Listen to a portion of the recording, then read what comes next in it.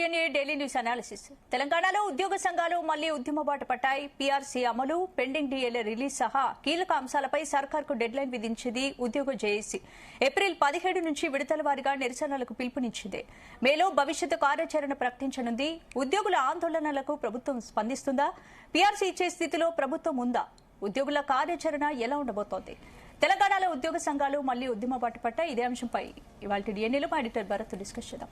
Bharat, PRC అమలు విషయంలో ప్రభుత్వం ఇంకా ఎందుకో ఆలస్యం చేస్తోంది? స్పష్టమైన హామీ ఎందుకు ఇవ్వలేదు? ఒకటి అంటే ఇప్పుడున్న పరిస్థితి ప్రకారం పీఆర్సీ ఇచ్చే పరిస్థితిలో ప్రభుత్వం లేదు. అప్పులు ఎక్కువైపోయినాయి, నెలవారీ సంపాదన తక్కువైంది, ఖర్చులేమో ఎక్కువైపోయినాయి. బిల్స్ 2-3 సంవత్సరాలు పెండింగ్ అయిపోయిన పరిస్థితి. ఇది ఇప్పటి ప్రభుత్వమా లేకపోతే గతంలో ప్రభుత్వం సంబంధించిందా అన్నది ఒకళ్ళ మీద ఒకళ్ళు నిందలు వేసుకుంటున్నారు. బట్ వాస్తవం ఏంటంటే తెలంగాణలో ఇప్పుడు డిఏలే ఇచ్చే పరిస్థితి లేదు. 5 డిఏలు పెండింగ్లో ఉన్నాయి. ఇక పీఆర్సీ ఇచ్చే పరిస్థితి ఉందా అన్నది మనం చూసుకోవాలి. పీఆర్సీ ఇచ్చే పరిస్థితి ఆ ఇస్తే తట్టుకునే కెపాసిటీ ప్రభుత్వానికి ఉందా?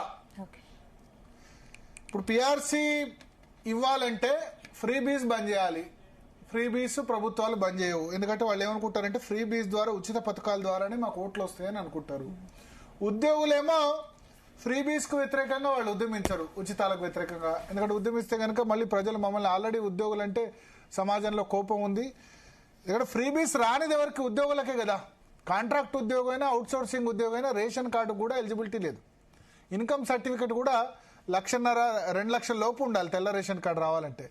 2 లక్షల లోపల ఆదాయం కాంట్రాక్ట్ ఉద్యోగి, అవుట్సోర్సింగ్ ఉద్యోగి కూడా ఉంటుంది కాబట్టి వాళ్ళకి అవకాశం ఉండదు. సో అందుకనే ప్రభుత్వం ఇప్పుడున్న పరిస్థితిలో కాంగ్రెస్ ప్రభుత్వం పీఆర్సీ ఇచ్చే పరిస్థితి లేదు. ఇటీవల కాలంలో లీస్ట్ పీఆర్సీ, అతి తక్కువ పీఆర్సీ రాజశేఖర రెడ్డి సమయంలో 2005లో 16% ఇచ్చారు. రోషే టైంలో 39 ఇచ్చారు. 43% కేసీఆర్ ఇచ్చారు. మళ్ళీ 30% ఇచ్చారు. ఇప్పుడు పీఆర్సీ 15% ఇంప్లిమెంట్ చేసినా అది కూడా ఇచ్చే అవకాశం కనిపించట్లేదు. 5% ఇంటీరియం రిలీఫ్ కేసీఆర్ ఇచ్చుకుంటూ వెళ్ళారు. Last time 7.5% PRC commission recommend చేస్తే కేసీఆర్ 30% ఇచ్చారు. ఇప్పుడు శాలరీలు 10-15% పెంచేందుకు ప్రభుత్వం దగ్గర ఆర్థిక స్తోమత లేదు. డిఏలే ఇవ్వట్లేదు. 5 డిఏలు. ఆ 5 డిఏలు కలిపితే, బేసిక్ పేలో కలిపితే, అవన్నీ కలిపితే దాదాపు 12-13% ఉంటాయి. సో 5 డిఏలు ఇస్తమే ఎక్కువ అన్న పరిస్థితి ఇప్పుడు కనిపిస్తోంది. ఎందుకంటే ఆదాయం ఏం పెరగట్లేదు. జిఎస్టీ గ్రోత్ రేట్ మన మిగతా రాష్ట్రాలది ఉంది కానీ మనది లేదు. లిక్కర్ ఆదాయం ఒకటే పెరుగుతోంది. స్టాంపులు, రిజిస్ట్రేషన్ ఆదాయం పెరగట్లేదు. అంటే ఇళ్ల కొనుగోలు, వీటికి సంబంధించిన ఆదాయం పెరగట్లేదు. ట్రాన్స్పోర్ట్ డిపార్ట్మెంట్ ఆదాయం పెరగట్లేదు. పెట్రోలు, డీజిల్ మీద వ్యాట్ సంబంధించిన ఆదాయం కూడా పెద్దగా నమోదులో లేదు. జిఎస్టీ ఆదాయం పెద్దగా పెరుగుదల లేదు. ఇక రాష్ట్రంలో ల్యాండ్ రిజిస్ట్రేషన్ సంబంధించిన వ్యవస్థ మీకు తెలిసిందే. సో ప్రభుత్వ ఆదాయ మార్గాలు సమీప భవిష్యత్తులో పెరిగే అవకాశాలు కనిపించట్లేదు. ఇప్పుడు ప్రభుత్వం ఏం చేస్తోంది? భూముల అమ్మకాల ద్వారా అంతో ఇంతో నెట్టుకు రావాలని చూస్తోంది. సో సొంత ఆదాయ మార్గాలు లేవు. సరే, కేంద్ర ప్రభుత్వం నుంచి వస్తున్నాయి, దానికంటే ఎక్కువ వస్తుందని ఆశ లేదు. ఇంకెక్కడ అప్పులు తీసుకురావాలి? అప్పులకు కూడా లిమిట్ అయిపోయింది. సో అందుకని ఎఫ్ఆర్బిఎం లిమిట్ ఉంటుంది, physical responsibility budgetary management act, దానికి సంబంధించిన లిమిట్ ఉంటుంది. ఇక ఇవన్నీ పోగా మిగిలినవేంది? భూముల అమ్మకాలు. భూములు గనక, ప్రభుత్వ భూములు గనక అమ్మితే అదొక అవకాశం. మీరు చెప్పినట్టు రాష్ట్ర ఆర్థిక పరిస్థితి కారణంగా ఇలా ఆలస్యం అయితే, అంటే వేరే ప్రత్యామ్నాయ ప్రణాళిక అంటూ ఏం లేదా దీనికి సొల్యూషన్? ప్రత్యామ్నాయంగా ఎక్కడి నుంచి ఇవ్వాలి? ఉద్యోగులు వాళ్ళు ఏమనుకుంటారంటే ఉద్యోగుల సంఖ్య 2%, 3% అని అనుకుంటారు. కానీ ఫ్యామిలీస్ కలిపితే 10-12% ఉంటారు కదా. సో ఇప్పుడు వీళ్ళకి ఒక 50,000 పెంచే బదులు ఓ 2,000 రూపాయలు పెన్షన్ ఇంకో 25 మందికి ఎక్కువ ఇవ్వచ్చు, 25 మందికి ఇవ్వచ్చు ఒకళ్ళకి ఇచ్చేదని ప్రభుత్వాలు అనుకుంటాయి.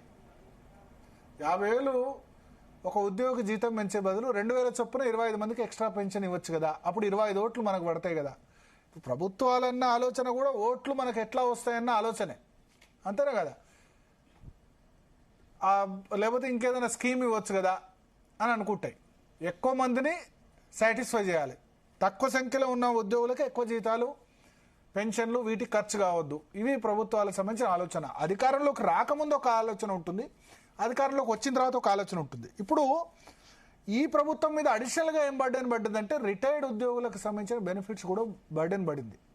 కేసీఆర్ తెలివిగా 2021 ఏం చేశాడు, 58 సంవత్సరాల నుంచి 61% చేశాడు, 61 సంవత్సరాలు చేశాడు. సో 2021 నుంచి 2023 నవంబర్ వరకు ఆయనకు రిటైర్మెంట్లు రాలేదు, ఒక్క రిటైర్మెంట్ కూడా కాలేదు. కాకపోవడం వల్ల రిటైర్డ్ ఉద్యోగులకి గ్రాట్యుటీ కానీ జీపీఎఫ్ కానీ అది ఇవ్వాల్సిన అవసరం రాలేదు, నెలవారీ జీతం తప్ప ఏదో అవసరం రాలేదు. 2024లో మార్చిలో స్టార్ట్ అయినాయి రిటైర్మెంట్లు. సో 2024 ఏప్రిల్ నుంచి రిటైర్మెంట్లు స్టార్ట్ అయితే ఈ రిటైర్డ్ ఉద్యోగుల బకాయిలే ఇప్పుడు దాదాపు 10,000 నుంచి 15,000 కోట్ల వరకు, 10,000 కోట్లు ఉండే ప్రతి నెల 700 కోట్లు కడుతున్నారు. ఇంకెంత మిగిలిపోతాయి? 9,300 కోట్లు మిగిలిపోతాయి. మళ్ళా కొత్తగా రిటైర్ అవుతున్నారు ప్రతి నెల. సో ఇది పెరుక్కుంటూ పోతుంది. రిటైర్డ్ ఉద్యోగుల బెనిఫిట్స్ ఒకటి సమస్య ఉంది, డిఏలు 5 ఇవ్వలేని పరిస్థితి. ఇంకా పిఆర్సీ గురించి ఇప్పుడు 6 నెలలు ఎక్స్టెండ్ చేశారు, 2026 సెప్టెంబర్, ఇంకో 6 నెలలు ఎక్స్టెండ్ చేస్తారు. నాకు తెలిసి 2028 వరకు పిఆర్సీ కాంగ్రెస్ ప్రభుత్వం ఇవ్వదు, మర్చిపోవడం మంచిది. 2028 వరకు ఉద్యోగులు ఇస్తే ఏం అభ్యంతరం లేదు, ఇచ్చే పరిస్థితి, ఆర్థిక పరిస్థితి కనిపించట్లా. మా ఆర్థిక పరిస్థితి బాగాలేదు, చూస్తున్నారు కదా అని చెప్పారు. కానీ ఎవరు అడగకుండానే ప్రమాద బీమా, చనిపోతే కనుక ₹1,00,00,000 ప్రమాద బీమా, యాక్సిడెంటల్ డెత్ అయితే, ఇవన్నీ ఎవరు అడగకుండానే ఇచ్చారు. ఎందుకంటే కొన్ని దానికి సంబంధించి. కానీ ఉద్యోగులు ఏమంటారంటే మేము బతుకున్నప్పుడు మాకు బెనిఫిట్ చేయండి, పెన్షనర్స్ చనిపోతున్నారు, ఉద్యోగులు పెన్షనర్ల బాధ అయితే, ఎస్పెషల్లీ పెన్షనర్ల బాధ అయితే వర్ణాతీతం. అయితే ఒకటి సాధ్యమైనంత త్వరగా ఆన్ గ్రౌండ్ ఒక స్కీమ్ చేయాలి. ఏంటంటే హెల్త్కు సంబంధించిన బెనిఫిట్స్ను సాధ్యమైనంత త్వరగా గ్రౌండ్ చేయాల్సిన అవసరం ఉంది. ఆ హెల్త్ కార్డ్స్ పనిచేయట్లేదు, నిమ్స్లో తప్పడే ఎక్కడ పనిచేయట్లేదు. మొన్న కూడా హెల్త్ కార్డ్స్ ఇస్తున్నాం అన్నారు, ఇప్పటి వరకు రాలేదు. ఆ హెల్త్ సంబంధించి సాధ్యమైనంత త్వరగా స్ట్రీమ్లైన్ చేయాలి, ఉద్యోగులైనా పెన్షనర్లైనా. ఎందుకంటే బయట పాలసీస్ వాళ్ళు ఎవరు కూడా తీసుకోరు కాబట్టి ఖచ్చితంగా దాన్ని డెలివర్ చేయాలి. ఇక పిఆర్సీ అంటే అదేదో ఆ ఇంటి ముందు గోడల మీద రాసి ఉంటుంది, ఓ శ్రీ రేపురా అని, అంటే తర్వాత అని చెప్పి. సో ఇప్పుడు వీళ్ళు యాక్చువల్గా కార్యాచరణ ప్రకటించారు. జేఏసీ 17న నల్ల బ్యాడ్జీలతో రాష్ట్ర వ్యాప్తంగా విధులు నిర్వహిస్తామన్నారు. మే 14వ తేదీన జేఏసీ విస్తృత స్థాయి భేటీ నిర్వహించి తదుపరి నిర్ణయం తీసుకుంటున్నారు. మాట్లాడదాం. జేఏసీ చైర్మన్ మారన్ జగదీశ్వర్ గారు మనతో పాటు జాయిన్ అవుతున్నారు.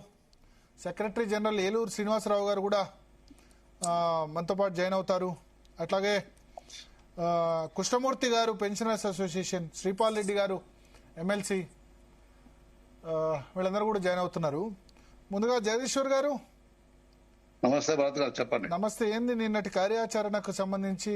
నల్ల బ్యాడ్జీలు ఏప్రిల్ 17, అంటే ఇంకా వారం రోజులు, 10 రోజుల్లో. అప్పుడు మీరు బస్ యాత్ర చేస్తా ఉన్నారు కదా, ఏమైంది అది? బస్సు యాత్ర చేస్తున్నప్పుడే మనం పిలిచి మాట్లాడేది కదా, ప్రభుత్వం పిలిచి మాట్లాడింది, మంత్రుల కమిటీ వేసింది, ఆఫీసర్ల కమిటీ వేసింది, 15 డిమాండ్ చేస్తామని చెప్పడం జరిగింది. అలానే కొన్ని డిమాండ్ కూడా చేసిండ్రు వాస్తవానికి. కానీ ఇప్పుడు హెల్త్ కార్డు మీద ఉన్నప్పుడు హెల్త్ కార్డు ఇస్తామని చెప్పారు, హెల్త్ కార్డు ఇచ్చడంలో అదొక జాప్యం అయిపోయింది. మళ్ళీ మొన్న అసెంబ్లీలో కూడా అక్కడ అసెంబ్లీలో పెట్టి వాళ్ళకి పర్మిషన్ కూడా తీసుకున్నారు. ఇంకా అది కాలయాపన అవుతుంది. ఇంతకుముందు మీరు చెప్పినట్టు పిఆర్సీ గురించి మాట్లాడుతూ భరత్ గారే ప్రభుత్వమే చెప్తున్నట్టు భరత్ గారితో తెప్పించినట్టు రాదు, కాలయాపన అవుతుంది, ఇచ్చే పరిస్థితి లేదని తెలుసు. జగదీశ్వర్ గారు ఒక మాట చెప్తా, ఉద్యోగుల సమస్యల మీద చర్చలు పెడుతుంది జీతలు. ఇంకా వేరే ఏదైనా శాటిలైట్ ఛానల్ పెడితే మీరు చెప్పండి, నాకు ఆ ఛానల్ పేరు చెప్పండి. నేను ఉద్యోగుల హక్కుల గురించి పోరాటం చేస్తూ, నేను నిరుద్యోగుల హక్కుల గురించి పోరాటం చేస్తూ, నాకు మీకు వస్తే సంతోషమే, మీకు వస్తే సంతోషమే, కానీ గ్రౌండ్ రియాలిటీ అది ఉన్న మీరు చూసుకోండి. నేను ఇప్పుడు అన్నా 2028 వరకు ఇచ్చిన పిఆర్సీ గ్రేటే అన్నా, 2027లో ఇస్తే సంతోషం.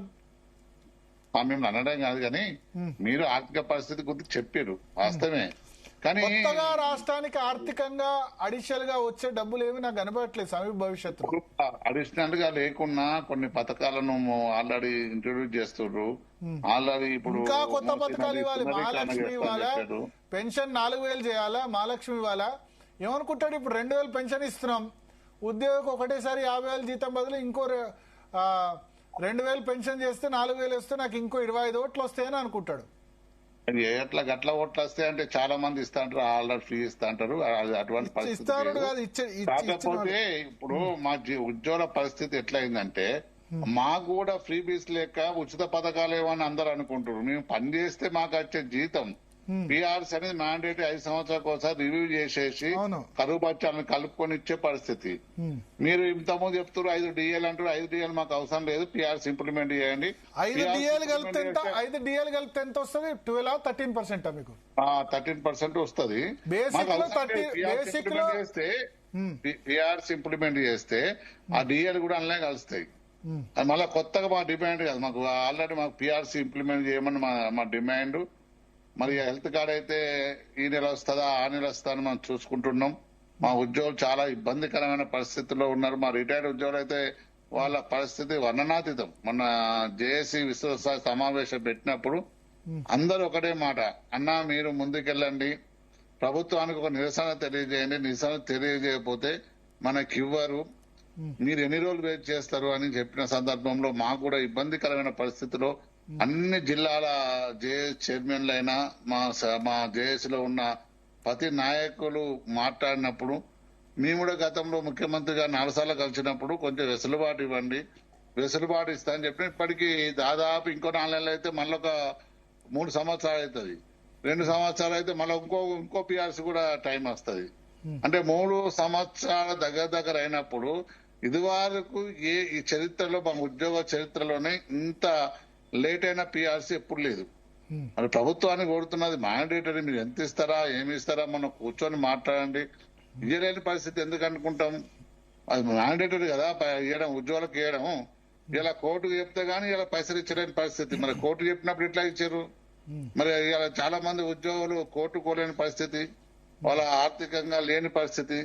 మరి అది కూడా మేము కూడా మా కోర్టుకు పోతే మాకు ప్రభుత్వం మీద నమ్మకం ఉంది, ముఖ్యమంత్రి గారి మీద. అయితే ఏప్రిల్ 17 అయితే లంచ్ అవర్ డెమాన్స్ట్రేషన్ అందరూ బ్యాక్ బ్లాక్ చేసి పెట్టి విధులకు హాజరై భోజన విరామ సమయంలో మాట్లాడి నిరసన తెలియజేయాలని మేము అందరం అయితే పిలిపించాం. తర్వాత May 5 వరకు సామూహిక అందరం ఏమంటారు మన నిరసన తెలియజేసి ఒకరోజు నిరాహార దీక్ష చేయాలని ఒక కార్యక్రమం తీసుకున్నాం. తరువాత ఇంకా ముఖ్యమంత్రి గారికి చెప్పినాం, ఎన్నోసార్లు చెప్తూ ఇప్పుడు కూడా చెప్తున్నాం, మాకు గొంతమ్మ కోరికలు కాదు, మాకు ఫ్రీబీస్ కాదు, మాకు ఉచితంగా ఇచ్చేది, మేము పని చేస్తేనే మాకు ఇస్తారు, జీతం ఇస్తారు, మేము దాచిపెట్టుకున్న జీపీఎఫ్ డబ్బులే, మాకు ఇన్సూరెన్స్ కట్టుకున్న పైసలే అవే ఇవ్వమంటున్నాం తప్ప కొత్తగా మేము ఇవ్వడం లేదు. మరి ఉద్యోగులుగా అందరు చిన్న చూపు అయితే మరి ఉద్యోగులు లేకపోతే మరి రాష్ట్రం ఎలా అభివృద్ధి చెందుతారు, మరి రాష్ట్ర పరిస్థితి ఎట్లా నడుస్తుందని మేము ప్రభుత్వాన్ని అడుగుతున్నాం. గతంలోనైతే ఈ టైంలో మేము అంత దాదాపు చూసిన 2 సంవత్సరాలు దగ్గరకు వస్తేనే అప్పుడు ఒక సమ్మె బాటలో పట్టినాం పిఆర్సీ అయిపోతే. ఇవాళ చాలా సమస్యలు ఉన్నాయి, ఇక పిఆర్సీని అడుగుతలేరు మా ఉద్యోగులు, చాలా మంది ఇబ్బంది అవుతుంది. మరి పిఆర్సీ అని అడుగుతలేరన్నా ఇక డిఎల్ అడగకండి, మీ పిఆర్సీ ఇంప్లిమెంట్ డిఎల్ కూడా ఇంక్లూడ్ అయితే అని చెప్పిన సందర్భంలో మేము కూడా ప్రభుత్వాన్ని అడుగుతున్నాం, మీకు ఏమి కాదు, ఇప్పుడు చాలా మందికి ఎన్నో కోట్లు ఇస్తారు, ఒక్క 13,000 కోట్లు వాస్తవానికి మా రిటైర్డ్ ఉద్యోగులకైతే ఒకటేసారిగా ఇవ్వాలి. ఇప్పుడు ఏపీలో పక్క రాష్ట్రమైన ఏపీలో దాదాపు 7,000 కోట్లు ఇస్తాను, 3,500 కోట్లు విడుదల చేశారు. ఆల్రెడీ రిటైర్డ్ ఉద్యోగికి ఒక్క ఉద్యోగి కూడా ఇలా పెండింగ్ వాళ్ళకు లేదు. వర్కింగ్ ఎంప్లాయీస్ కొన్ని ఉండొచ్చు కానీ మరి దాన్నే ఇలా రిటైర్డ్ ఉద్యోగులు అయితే చాలా మంది 260 మంది చనిపోయారని మొన్న వాళ్ళ బాధ వెళ్ళబుచ్చారు. మరి ఎప్పుడు ఇస్తామన్నా మాకు చచ్చిపోయినాక ఇస్తారా, కనీసం చూసానే చచ్చిపోతాం అనే ఉద్దేశంలో ఇలా ఉద్యోగులు ఉన్నారు. కాబట్టి మీ ఛానల్ ద్వారా ప్రభుత్వాన్ని కోరుతున్నాం, మాకు ఫ్రీ బీస్ కింద మమ్మల్ని చూడకండి, మీరు ఇచ్చిన వాగ్దానాన్ని చూడండి.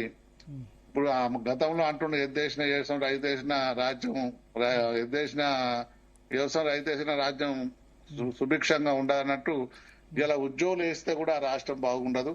మరి చక్కగా పని చేయాలన్నా ఏం చేయాలన్నా ఈ ప్రభుత్వాల్లో ఉద్యోగులు చేయాలి. ఒకసారి టీచర్ నుంచి శ్రీపాల్ రెడ్డి గారిని తీసుకుందాం. టీచర్ ఎమ్మెల్సీ శ్రీపాల్ రెడ్డి గారు, ఏమైనా నిన్న ఇందిరా పార్క్ లో ఎవరు అన్ని సంఘాలు చేసేయా టీఆర్టీఎఫ్ నిన్న ధర్నా చేసింది? నిన్న మొన్న చూశాను నేను దానిలో. టీఆర్టీఎఫ్ అని. Okay okay. సో ఏం కోరుకుంటున్నారు? టీచర్ సంబంధించిన స్పెసిఫిక్ డిమాండ్స్ ఏమైనా ఉన్నాయా? ఇక PRC స్పెసిఫిక్ DL కాకుండా. టీచర్స్ కి స్పెసిఫిక్ డిమాండ్స్ కొన్ని ఉన్నాయి. తర్వాత అందరు ఉద్యోగులకు సంబంధించినటువంటి డిమాండ్స్ కూడా కలిసి ఉన్నాయి సార్ ప్రద్ గారు. ఇక స్పెసిఫిక్ డిమాండ్స్ అంటే మీకు తెలుసు, సర్వీస్ రూల్స్, తర్వాత ఇంకా ఈ విద్యా చట్టము, తర్వాత కొత్త కమిషన్ ప్రతిపాదనలు. విద్యా కమిషన్ సంబంధించి కేశవరావు క్లారిటీ ఇచ్చారు కదా, 9 టీచర్ల జీతాలు పెంచుతామని తప్ప తగ్గించమని, పెంచాలని కూడా అన్నారు. చూసారా మీరు? ఇంకా ఇక తగ్గించడం అనేది వీలు కాదు. కాకపోతే ఆయన చేసిన సిఫారసు ఉన్న టీచర్లకు తగ్గించమని కాదు, భవిష్యత్తులో ఇంతింత శాలరీస్ ఇచ్చి పెంచొద్దు, ఇంతింత శాలరీస్ తో అపాయింట్ చేయొద్దు అనే దాంట్లో సూచించిండ్రు. సో అట్లాంటి సూచనల్ని వీళ్ళు బయటికి పబ్లిష్ అయ్యే ముందే ఎడిట్ చేసుకోవాల్సిన అవసరం ఉండే ప్రభుత్వం. అట్లా కాకుండా దాన్ని బయటికి వదలడం, ఒక లీక్ ఇవ్వడం, అది కొంత ఉపాధ్యాయుల్లో నిరుత్సాహానికి గురి చేసేది. దాని ఎంతైనా మరి ఈ విద్యా వ్యవస్థ రోజు రోజుకు దిగజారిపోతా ఉన్నది. ఇప్పుడు ఉన్నటువంటి ప్రమోషన్స్ విషయంలో కామన్ సర్వీస్ రూల్స్ లేక మరి ఎంఈఓలు కానీ, డైట్ లెక్చరర్స్ కానీ అన్ని ఖాళీగా, డిప్యూఓలు కూడా ఖాళీగా, డిఓలు కూడా ఖాళీగా, ఇన్ని ఖాళీలతో సూపర్విజన్ వ్యవస్థ లేకుండా మరి వాళ్ళ ముందుకు పోతున్నది. ఇవన్నీ కూడా డిమాండ్స్ టీచర్లకు సంబంధించిన స్పెసిఫిక్ డిమాండ్స్ ఉన్నాయి. ఇంకా ఇక ముఖ్యంగా ఇప్పుడు ఇక బర్నింగ్ ఇష్యూ అంటే మాత్రం పిఆర్సి. ఇవాళ పే రివిజన్ మరి కమిటీ గత ప్రభుత్వం వేసింది ఆ కమిషన్. మరి అప్పుడు కమిషన్ వేస్తూనే ఒక 5% ఐఆర్ కూడా ఇవ్వడం జరిగింది. సో ఆ ఐఆర్ ఇచ్చినప్పుడు ఆ 5% అనేది చాలా తక్కువ. మరి మేము వస్తే ఇంకా బాగా ఇస్తాం, ఈ కమిషన్ కూడా రద్దు చేసి కొత్త కమిషన్ వేస్తామని చెప్పి మేనిఫెస్టోలో ఈ ప్రభుత్వం పెట్టింది. సరే, కొత్త కమిషన్ కాదు కదా, ఉన్న కమిషన్ నే గడువు పెంచుతూ మరి మొన్న మార్చి 31కి అది అయిపోయింది. మరి ఇప్పటి వరకు అయితే దాని గురించి మరి పెంచినట్టు గాని ఉన్నట్టు గాని ఏం ఉత్తర్వులు లేవు. సో ఇప్పటికైనా మరి ఉద్యోగులు అంతా కూడా ఎదురు చూస్తా ఉన్నారు. మరి పెండింగ్ బిల్స్ పేరుకపోతా ఉన్నాయి. మరి 1000 కోట్లు ఇవాళ దాదాపుగా నాకు తెలిసి 14,000 కోట్ల రూపాయలు ఇవాళ నెలకి 700 కోట్ల రూపాయలు చెల్లిస్తున్నప్పుడు కూడా 10,000 కోట్లు ఉండే కదా లాస్ట్. లేదు 14,000 కోట్లు అప్పుడు అగ్రిమెంట్, అప్పుడు ప్రభుత్వంతో చర్చలకు వచ్చినప్పుడు 10,000 కోట్లు ఏదో అన్నారు, 700 కోట్లు చెప్పిన నెలలకు పెడతారు కదా, రిటైర్మెంట్ అవుతుంది కదా, నెలలకు 700 కోట్లు ఇస్తే తగ్గాలి కదా, కనీసం అతి బ్యాలెన్స్ అన్న కావాలి కదా, లేదు పెరుగుతుంది ఇంకా. అవి ఇప్పట్లో అవి తగ్గే అవకాశం అయితే లేదు పెండింగ్ బిల్స్. ఇట్లా కాకుండా మరి ఒకేసారి ఇంతకుముందు జగదీష్ గారు చెప్పినట్టు ఆంధ్రప్రదేశ్ లో గతంలో ఒకసారి 6,000 కోట్లు ఒకేసారి చెల్లింపులు చేసిండ్రు. మళ్ళీ ఇప్పుడు 7,000 కోట్లు చెల్లించడానికి నిర్ణయం తీసుకున్నారు. మొన్న జనవరిలో కూడా దాదాపు 1,200 కోట్లు మొత్తం ఏరియర్స్ అవన్నీ కూడా క్లియర్ చేయడం జరిగింది. అక్కడ ఏంటంటే ఒక పద్ధతిలో పోతా ఉంది ప్రభుత్వం. సో అంతే చిత్తశుద్ధితో ఇక్కడ కూడా క్లియర్ చేయాలని చెప్పి మరి ఉద్యోగులు, ఉపాధ్యాయులు కోరుతా ఉన్నారు. కానీ ప్రభుత్వం వీటిని వీలైనంత త్వరగా క్లియర్ చేయాలనే దృక్పథంతో ముందుకు పోయినట్టుగా మాత్రం కనపడడం లేదు. 700 కోట్ల చెల్లింపుల్లో కూడా చాలా అనుమానాలు ఉన్నాయి. మనం గతంలో కూడా మాట్లాడుకున్నాం, ఆ 700 కోట్లు పడుతున్నాయా లేదా, మరి అవి ఎట్లా వేస్తున్నారు, ఎందుకు వేస్తున్నారు, దాని మీద ఒక క్లారిటీ లేదు. వాళ్ళు చెప్పడము మా జేఏసీ నాయకులకు పలానా బిల్స్ వేస్తామని చెప్తున్నారు, వీళ్ళు మెసేజ్ పెడతా ఉన్నారు, ఆ చెల్లింపులు ఇంకో బిల్స్ పడతా ఉన్నాయి. అక్కడ కూడా సరైనటువంటి ఇన్ఫర్మేషన్ ఫైనాన్స్ డిపార్ట్మెంట్ మనకు ఇవ్వట్లేదు. సో ఈ విధంగా ఇన్ని అనుమానాల మధ్య ఆ చెల్లింపులు జరుగుతూ ఉన్నాయి. మరి మీరు అన్నట్టు 700 కోట్లు వేసుకుంటూ పోతే తగ్గాలి, కానీ రిటైర్మెంట్స్ కూడా కొత్తగా అవుతున్నాయి. ఆ 700 కోట్లు కూడా సక్రమ చెల్లింపులు లేవు కాబట్టి అవి 10,000 నుంచి 14,000 కోట్లకు కూడా ఇవాళ చేరుకున్నాయి. సో ఈ చెల్లింపులన్నీ జరగాలంటే నెలకు 2,000 కోట్లన్నా మినిమం వేయాలి. లేదు అని అంటే ఒకేసారి మరి ఒక 10,000 కోట్లు మరి లేదంటే 7,000-8,000 కోట్లు అట్లా 2 సార్లు అన్నా ప్రభుత్వము మరి చెల్లింపులు జరిపితే అప్పుడు తప్ప ఉద్యోగులకు అవి మరి పెండింగ్ బిల్స్ అనేటి మరి క్లియర్ అయ్యే అవకాశం లేదు. ఎందుకంటే పరిస్థితి అయితే లేదు కదా, అట్లా మీరు చెప్పినట్టు చేయొచ్చు భరత్ గారు. దాని మీద చిత్తశుద్ధి ఉంటే, చేయాలని అనుకుంటే వాళ్ళు ఏదైనా చాలా ఇష్యూస్ ఉన్నాయి కదా. ప్రభుత్వం కాంట్రాక్టర్ల బిల్లులు ఉన్నాయి, మొన్న ఏదో SC ST సంబంధించి ఏదో వాపసు కూడా పోయినాయని చెప్పారు. కేంద్రం ఇచ్చిన మ్యాచింగ్ గ్రాంట్ కు 25 కోట్లు ఇవ్వకపోతే, బిల్స్ మ్యాచింగ్ గ్రాంట్ లేకపోతే మ్యాచింగ్ గ్రాంట్ ఇవ్వడం వల్ల ఎస్టీ స్కాలర్షిప్స్ కూడా వాపస్ పోయినాయి అన్నారు. ఫీజు రియంబర్స్మెంట్ కూడా 8,000 కోట్లు 9,000 కోట్లు బాకీ ఉంది. సెంట్రల్ గవర్నమెంట్ రోజు ఫీజు రియంబర్స్మెంట్ విద్యార్థులకి 8,000 కోట్లు 9,000 కోట్లు బాకీ ఉంది ప్రభుత్వం. అవునవును. అయితే ఇప్పుడు భరత్ గారు, ఇప్పుడు ఏంటంటే రోజు రోజుకు కూడా సెంట్రల్ గవర్నమెంట్ తాను ఇచ్చే డబ్బులు స్ట్రిక్ట్ గా ఒక సిస్టమ్ డెవలప్ చేసుకుంటూ పోతా ఉన్నారు. రాష్ట్ర ప్రభుత్వం వాళ్ళ వాటా ఖర్చు పెడితేనే కేంద్రం వాళ్ళ వాటాను మళ్ళా జమ చేసే విధంగా ఇప్పుడు ఎస్ఎస్ఏలో కూడా నామ్స్ మార్చిండ్రు. ఇప్పుడు ఈ ఫైనాన్షియల్ ఇయర్ కి ఏంటంటే సెంట్రల్ మన స్టేట్ గవర్నమెంట్ ఫస్ట్ డిపాజిట్ చేస్తేనే మిగతా 60% వాళ్ళు రిలీజ్ చేస్తారు. ఆ విధంగా ఎందుకంటే ఓన్లీ సెంట్రల్ ఫండ్ తీసుకోవడం, స్టేట్ ఫండ్ ఖర్చు పెట్టకపోవడం ఇట్లాంటి కొన్ని రాష్ట్రాల్లో జరుగుతుంది. కాబట్టి ఇట్లాంటి మ్యాచింగ్ గ్రాంట్ అందక వాపస్ పోతున్నటువంటి నిధులు మరి మనం చూస్తా ఉన్నాం. కేంద్ర ప్రభుత్వం తన విధానాన్ని రోజు రోజుకు కూడా కొద్దిగా రాష్ట్రాల మీద టైట్ చేసుకుంటూ పోతా ఉన్నది. సో అందుకని ఇప్పుడు వచ్చే నిధులు ఇట్లా ఉన్నాయి. కాకపోతే ఇప్పుడున్నటువంటి సమస్య మరి ఇప్పుడు ఇవాళ జేఏసీ నాయకత్వం ఇవాళ ఉద్యమ కార్యాచరణ ప్రకటించాక తప్పని పరిస్థితి ఇవాళ ఈ రాష్ట్ర ప్రభుత్వం కల్పించింది. అయితే ఇప్పటికి కూడా ఇప్పుడు ఈ జేఏసీ ఇచ్చినటువంటి నిర్ణయంలో కూడా నాకు చాలా ఫోన్లు వస్తా ఉన్నాయి నిన్నటి నుంచి. ఇట్లా ఇంకా ఒత్తిడి పెంచాలి, ఇవి ఇచ్చినటువంటి నిరసన సరిపోదు. నల్ల బ్యాడ్జీలు కాకుండా ఈ నల్ల బ్యాడ్జీలు అంటే దాని డోస్ సరిపోవట్లేదు వాళ్ళకి. అంటే క్షేత్రస్థాయిలో ఉద్యమం తీవ్ర స్థాయిలో ఉండాలి. జిల్లా కేంద్రాలలో ధర్నా, రాష్ట్ర కేంద్రంలో ధర్నా, ఆ తర్వాత ముట్టడా లేకపోతే సమ్మెన, ఈ విధమైనటువంటి ఒక స్పీడ్ ఒక ప్రణాళిక కావాలని. మీరు లేరా జేఏసీలో? మీరు లేరా? అంటే నేను అంటే ఉద్యోగం కాదు కదా భరత్ గారు. అంటే టీచర్ ఎమ్మెల్సీలు ఉండరా? ఎమ్మెల్సీలు అంటే ఎమ్మెల్సీ అంటే టీచర్ అయితేనే జేఏసీలో ఉంటారు, అంటే ఎంప్లాయ్ అయితేనే ఉంటారు, లేదా రిటైర్డ్ ఎంప్లాయ్ కిందనే ఉంటారు. మా సమస్యలతో మాట్లాడడానికి ఎమ్మెల్సీ ఉన్నాడు గలమెత్తడానికి. ఇప్పుడు నేను శాసన మండలిలో మొన్న బడ్జెట్ సమావేశాల సందర్భంగా నేను ఈ పెండింగ్ బిల్స్ పైన గానీ పిఆర్సీ పైన గానీ మరి ఆ ప్రభుత్వాన్ని క్వశ్చన్ చేసింది మీరంతా చూసి ఉన్నారు. సో ఆ క్వశ్చన్ చేసినప్పుడు కూడా పిఆర్సీ మీద మరి భట్టి గారు సమాధానాన్ని అయితే దాటవేయడం జరిగింది. హెల్త్ కార్డు కూడా ఏంటంటే ఇప్పుడు గత జేఏసీ ఇంత ముందు ఉద్యమ కార్యాచరణ ఇచ్చినప్పుడు హెల్త్ కార్డు ఇస్తామని చెప్పి క్లియర్ గా ఒప్పుకున్నారు. మొన్న కూడా బడ్జెట్ లో దానికి 1,056 కోట్లు నిధులు కేటాయించారు. కానీ ఉత్తర్వులు అడిగిన మొన్న కూడా మేము సిఎస్ ను మరి శ్రీనివాసరావు గారు, నేను, తర్వాత మా పిఆర్టీ అధ్యక్షులు అందరం కలిస్తే ఏప్రిల్ ఫస్ట్ వీక్ లో మేము మీటింగ్ పెడతాము, అన్ని గైడ్ లైన్స్ ఇష్యూ చేస్తామన్నారు. ఫస్ట్ వీక్ అయిపోయింది, సెకండ్ వీక్ నడుస్తా ఉన్నది. సో ఇదంతా కూడా ఏంటంటే చెప్తున్నారు కానీ చేయట్లేదు. దాని మీద ఇప్పుడు ఈ ప్రభుత్వం మీద కానీ అధికారుల మీద కానీ ఉద్యోగులు రోజు రోజుకు కూడా నమ్మకాన్ని కోల్పోతా ఉన్నారు. ఈ విధమైన పరిస్థితి ప్రభుత్వానికి మంచిది కాదు. మరి ఇవాళ ఉపాధ్యాయులు కానీ ఉద్యోగులు కానీ రిటైర్డ్ ఉద్యోగులు కానీ ముఖ్యంగా రిటైర్డ్ ఉద్యోగులు కూడా బెనిఫిట్స్ అందక చాలా ఇబ్బందులు పడుతున్న క్రమంలో మరి ప్రభుత్వం పైన ఒత్తిడి ఇంకా పెంచాలనే ఆలోచనలో మరి ప్రభుత్వం ఉంది. మరి వాళ్ళ జేఏసీ నాయకత్వానికి కూడా ఈ విషయం తెలుసు. మరి ఏ విధంగా దీన్ని కార్యాచరణ చేయాలనే దాంట్లో మరి నిన్న ఒక సమావేశంలో కొంత తీసుకున్నారు. ఆ తీసుకున్నది కూడా ఇప్పుడు ఉద్యోగులకు ఎట్లా ఉంది అంటే ఇది సరిపోదేమో అన్నంత భావ వ్యక్తీకరణ ఇప్పుడు చేస్తా ఉన్నారు. సరే ఏదేమైనా ఒక నెల రోజుల గ్యాప్ తర్వాత అయినా సరే ఆ ఉద్యమం తీవ్రం అవుతుందనే నేను భావిస్తా ఉన్నా. మరి తీవ్రం కాకముందే ప్రభుత్వం మేల్కొంటే ప్రభుత్వానికి మంచిది. మరి ఈ ఉద్యమం తీవ్రం అయితే మాత్రం ఇక దీన్ని ఆపడం మరి చాలా ఇబ్బంది అవుతుంది. మరి మీరు ఇంతకుముందు అన్నారు ఈ ప్రభుత్వం అయితే ఇచ్చే పరిస్థితి లేదు అంటే ఇచ్చే ప్రభుత్వమే వస్తుంది, దాంట్లో అనుమానాలు ఏముండవు. ఎందుకంటే ఇవాళ ఉద్యోగులను ఉపాధ్యాయులను చిన్న ఇప్పుడు ఈ ప్రభుత్వం కరెక్ట్ గా ఫస్ట్ కి అయితే జీతాలు ఇస్తుంది కదా, ఇంతకుముందు ఆ సిచ్యువేషన్ లేకుండా కదా.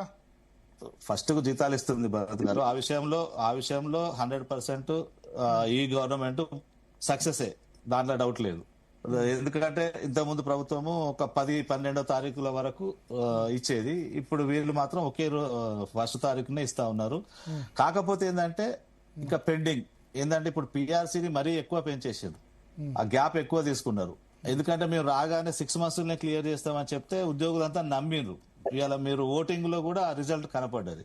ఇలా సాధారణ జనంలో ఉన్నటువంటి ఏ వర్గం ఎటు ఓటేసిందో తెలియదు కానీ ఉద్యోగ వర్గం ఎటు ఓటేసిందో అనేది ఇలా స్పష్టంగా కనపడ్డది. మీరు మీరు మీ దగ్గర కూడా లెక్కలు ఉన్నాయి కాబట్టి అంత ఉద్యోగులు హ్యాపీగా ఈ గవర్నమెంట్ ను స్వాగతిస్తే ఇవాళ అసలు మా ఉద్యోగులకు సంబంధించినటువంటి ఫైనాన్షియల్ బెనిఫిట్స్ సంబంధించి ఏ ఒక్క దాంట్లో కూడా పురోగతి లేకుండా ఇవాళ 2 సంవత్సరాలు దాటిపోయింది, 3వ సంవత్సరం కూడా సగం వచ్చింది.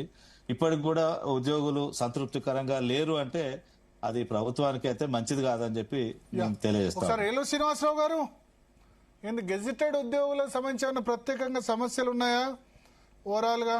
అది కాకుండా ఇంకా పర్టికులర్ గా వీళ్ళు చెప్పినవి కాకుండా నాన్ గెస్టెడ్ ప్లస్ టీచర్స్ కాకుండా గెస్టెడ్ ఉద్యోగులకి ఈ ఉన్న ప్రధాన సమస్యలు ఇప్పుడు నిన్న మేము జాయింట్ యాక్షన్ కమిటీలో డిస్కస్ చేసిన పెండింగ్ బిల్స్ కావచ్చు, హెల్త్ కార్డ్స్ కావచ్చు, పిఆర్సీ కావచ్చు, డిఏలు కావచ్చు, సిపిఎస్ కావచ్చు, ఇవన్నీ కామన్ గా అందరికీ ఉన్న ఇష్యూస్. జనరల్ గా అన్ని ఉద్యోగులకి, ఉపాధ్యాయులకి, కార్మికులకి, గెస్ట్ అధికారులకి, పెన్షనర్స్ కి అందరికి సంబంధించిన ఇష్యూస్. అవి కామన్ పాలసీ మ్యాటర్, అందరికీ వర్తించేవి. వాటిని బేస్ చేసుకుని మాత్రమే కార్యాచరణ ప్రకటించాం. ఇవి కాకుండా గతంలో ప్రభుత్వానికి ఇచ్చిన 57+7 64 డిమాండ్లో సుమారుగా 25 డిమాండ్లు పార్షియల్లీ కంప్లీట్ అయినాయి. మిగతా డిమాండ్లు ఆల్మోస్ట్ ఆల్ అన్ని కూడా గెజిటెడ్ సంబంధించినవి. గెజిటెడ్ అధికారుల సమస్యలు అన్ని కూడా మిగతా ఎన్జిఓస్ కానీ మిగతా వాయిస్ కట్ అవుతుంది. ఒక్క సెకండ్ యా చెప్పండి.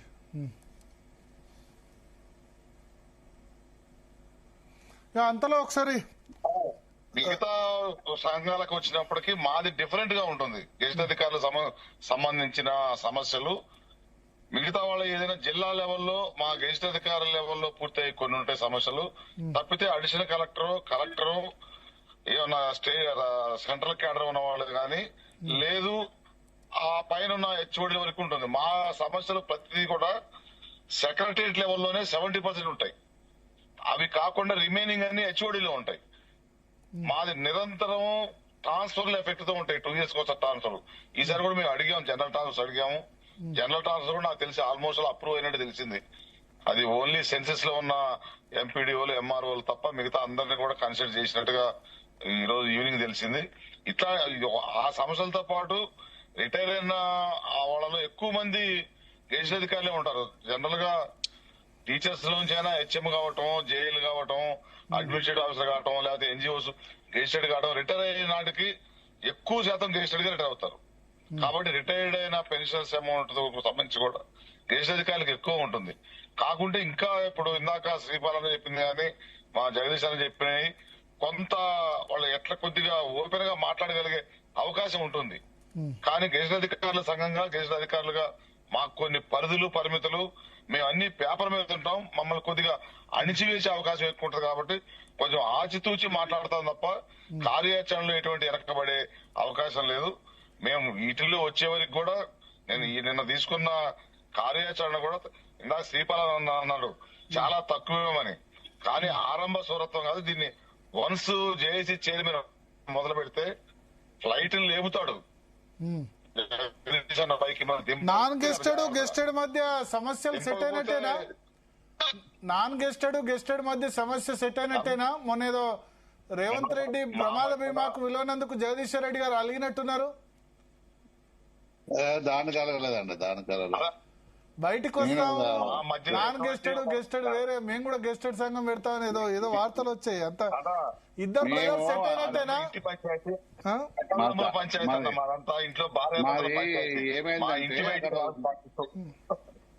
అక్కడ సీఎం దగ్గర మాట్లాడేటప్పుడు కొంచెం జేఏసీని దృష్టిలో పెట్టి మాట్లాడన్న ఉద్దేశం తప్ప మా దగ్గర ఉండదు. ఎందుకంటే జేఏసీ లో భాగస్వామ్యం ఉన్నప్పుడు జేఏసీ చైర్మన్ కి అనుగుణంగానే మాట్లాడాలి, లేకపోతే జేఏసీ సమావేశంలో డిసైడ్ అయినా మాట్లాడాలని.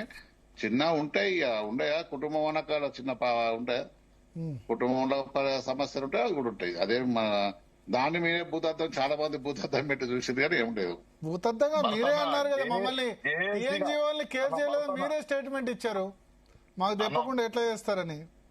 అన్న భరతన మా మధ్యన ఎన్ని ఉన్నా అవి లేకపోతే మా సంఘాలు పనిచేయనట్లు లెక్క. వైట్ కాలంలో అభిప్రాయ భేదాలు లేకపోయినా విభేదించకపోయినా పని చేయనట్లు లెక్క. అవి ఉన్నాయంటే మేము పనిచేస్తున్నట్టు లెక్క. మేము తెలంగాణ రాష్ట్రంలో ఉన్న 33 జిల్లాల్లో గాని ఉమ్మడి ఆంధ్రప్రదేశ్ లో కూడా 206 సంఘాలతోటి 15,20,000 మందికి ఇక మిగతా జేఏసీ చెప్పుకున్నా మీకు తెలుసు, మాకు తెలుసు, ప్రభుత్వానికి తెలుసు. అన్ని సంఘాలు ఇందులో ఉన్నాయి. నిన్న జేఏసీలో కూడా డిస్కస్ చేసుకున్నాం. కొన్ని సంఘాలు గట్టిగా మాట్లాడాలా. ఆ భావ స్వేచ్ఛ కూడా మా జేఏసీలో ఉంది.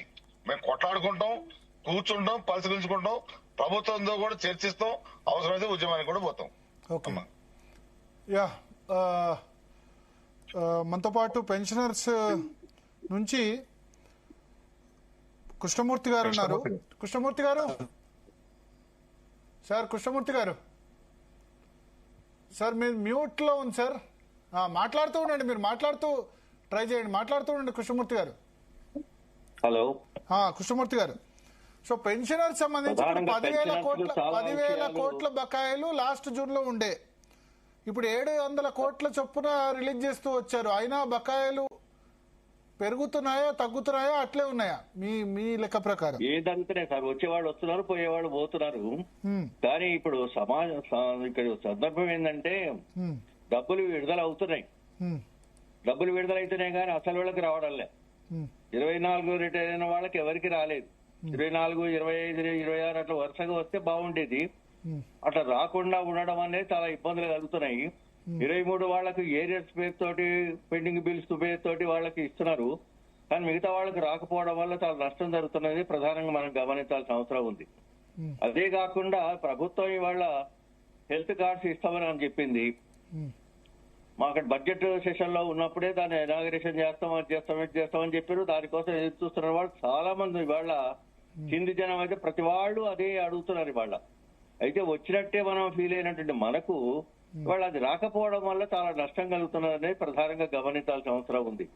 ఏ హాస్పిటల్ పోయినా గానీ ₹1,00,000 వాళ్ళు డిపాజిట్ చేయమంటే ఎక్కడి నుంచి చేస్తారు?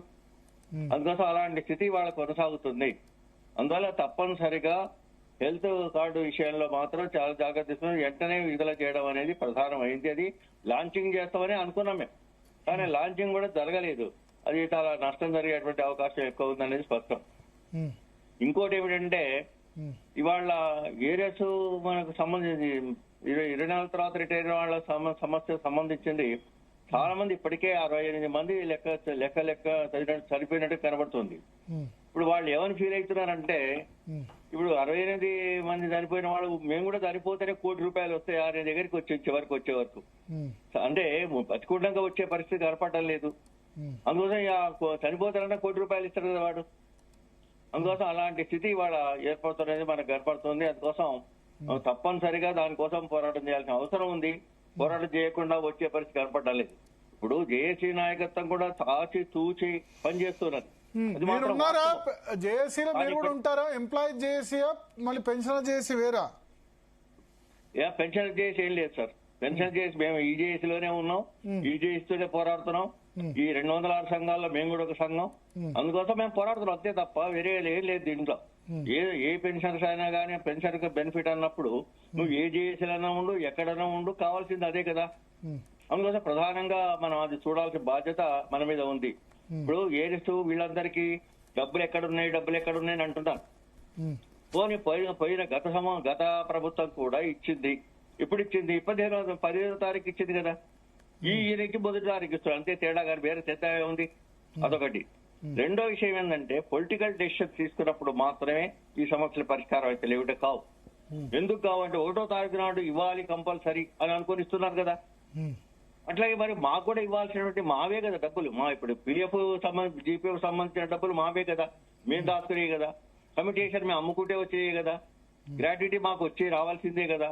అందుకోసం ఇవి ఎక్కడికి రావాలనేది, ఎప్పటికి ఇవ్వాలనేది ప్రభుత్వం ఒక నిర్ణయం తీసుకొని ఇవ్వాలి తప్ప ఊరికనే మా దగ్గర లేవు అంటే ఎట్లా? అది సరైనది కాదు అసలు. అనేక రకాలైనటువంటి వాటిని వాళ్ళు ఇంప్లిమెంట్ చేస్తున్నారు, అనేక పథకాలు తీసుకొస్తున్నారు, అనేక మందికి ఇస్తున్నారు. కానీ మేము ప్రత్యేకంగా చూడడం ఎందుకు? అది అవసరమా?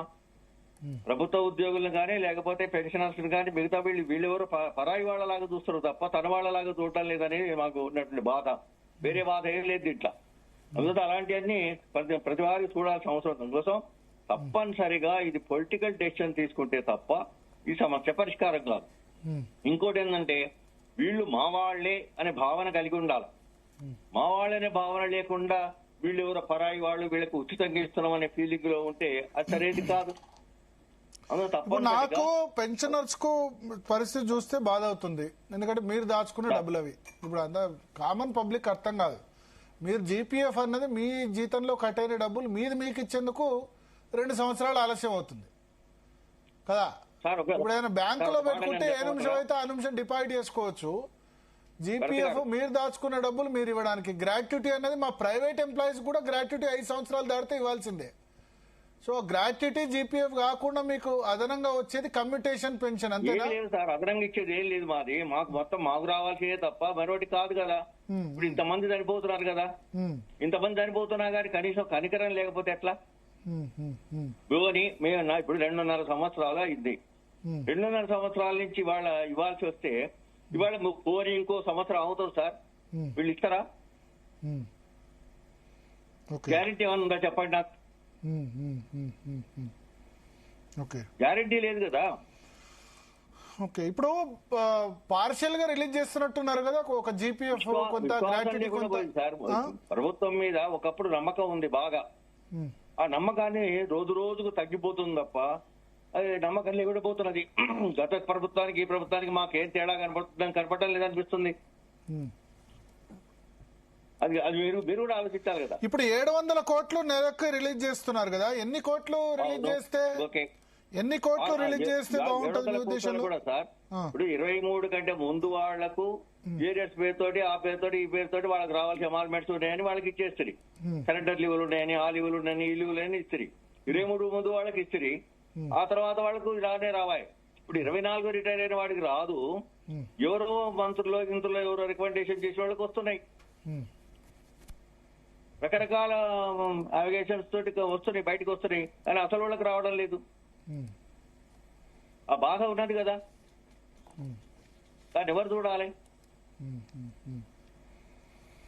సో ఇప్పుడు నేను అనేది ఏంటంటే 700 crores కాకుండా 2000 crores ఒక 3 నెలల పాటు ఇచ్చారనుకోండి, అవును, సగం ప్రాబ్లం సెట్ అవుద్దా? 6000 కోట్లు అట్లా వస్తే అయిపోతాయి సార్. ఇప్పుడు దాదాపు 1000 కోట్లు ఇవ్వని మేము ఇవాళ కాదు 700 కోట్లు ఇచ్చినాడే మేము చెప్పినాం. నెలకు 1000 కోట్లు ఇచ్చినాం అనుకో, 2-3 నెలల్లో క్లియర్ అయిపోతాయి. 2-3 నెలలు ఎట్లా క్లియర్ అవుతాయి? మొత్తం ఆల్రెడీ పెండింగ్ 10,000 కోట్లు ఉన్నాయి. కొత్తవాడికి ఎట్లుంటది అంటే 2-3 నెలలు ఆగుదామని ఆలోచన ఉంటది కానీ పాతవాడికి ఉండదు ఆలోచన.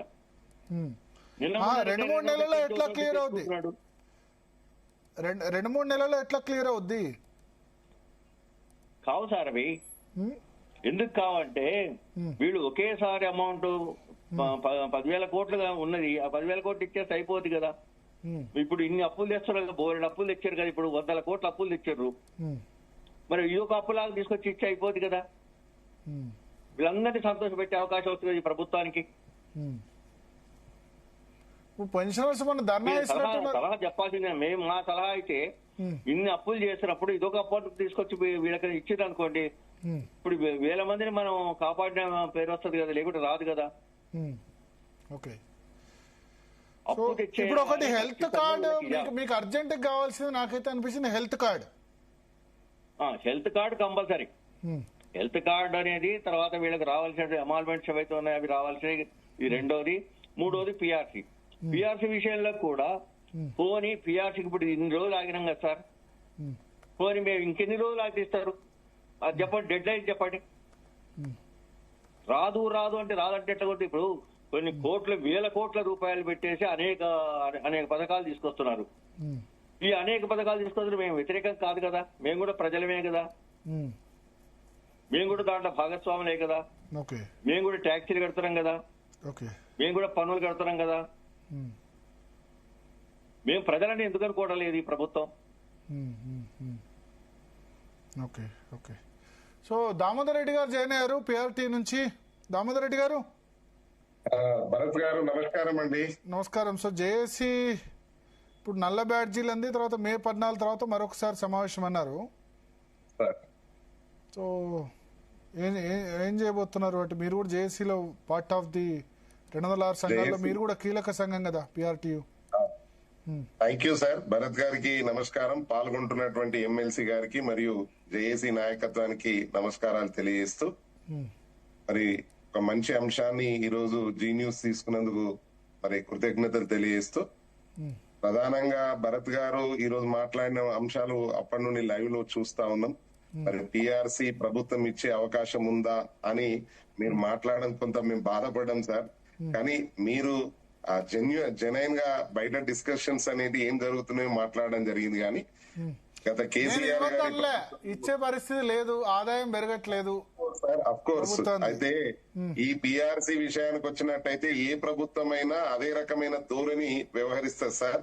గతంలో చూడండి, కేసీఆర్ గారి ప్రభుత్వంలో కూడా మొదటి పిఆర్సీ, తెలంగాణ మొదటి పిఆర్సీ ఇచ్చిన సందర్భంలో కూడా పిఆర్సీ అదెక్కడది, పే రివిజన్ కమిషన్ కాదు, పే రివైజ్డ్ కమిటీ అని కూడా ఆయన డిస్కస్ చేస్తే అదే కేసీఆర్ గారి చేత నిండు అసెంబ్లీలో మరి సంఘ నాయకత్వాల పేర్లు చెప్పి, ఇప్పటిదాకా మాట్లాడిన శ్రీపాల్ రెడ్డి గారు తదితరుల పేర్లు చెప్పి 30% ప్రకటన జరిగింది సార్. ఇది చరిత్ర. తప్పకుండా పిఆర్సీని సాధించే దిశగా ఈరోజు జేఏసీ నాయకత్వం కూడా పూనుకుంటారు సార్, దాంట్లో ఎలాంటి సందేహం లేదు. సరే, పర్సెంటేజ్ విషయంలో, బార్గెనింగ్ విషయంలో కొంత చర్చ జరుగుతుండొచ్చు, కానీ ప్రతి 5 సంవత్సరాలకు ఒకసారి పిఆర్సీ తీసుకోవాల్సిందే సార్. ఈ రోజు జూన్ 2 అనేది మరి ఒక గడువు పెట్టడం జరిగింది.